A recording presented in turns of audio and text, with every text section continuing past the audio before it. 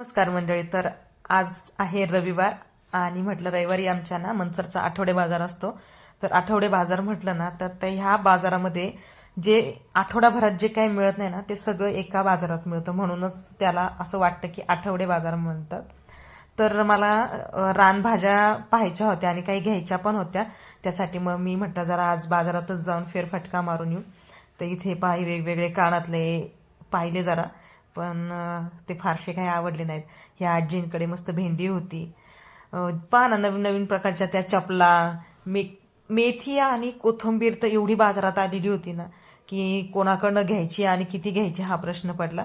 बाबा हसून तेच सांगत होते मला की अजिबात बाजारभाव नसतो, त्यामुळं काही शेतकऱ्यांना मिळत नाही, असं बाबा सांगत होते मला. तर बाजार थोडाफार बाजार बघितला, भाज्या काही मला मिळाल्या नाही.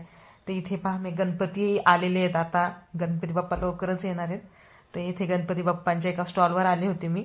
मला एक मूर्ती इतकी आवडली होती बाप्पांची, आणि ह्या ज्या मूर्ती आहेत ना ह्या चक्क गाईच्या शेणापासून आणि मातीपासून बनवलेल्या मूर्ती आहेत. ह्या खूप सुरेख अशा ह्या मूर्त्या आहेत, इतक्या छान वाटल्या ना त्यांच्याकडे पाहून.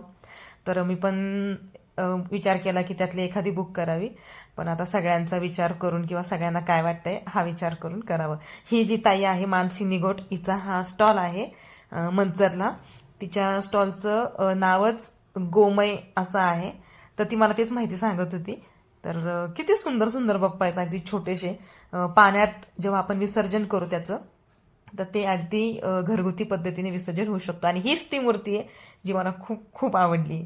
पण पाहू आता बाप्पांना कोणत्या रूपात घरी यायचं आहे. सो असंच आजचा रविवार एकदम छान आणि मस्त गेला. कसा वाटला तुम्हाला हा ब्लॉग नक्की सांगा. बाय.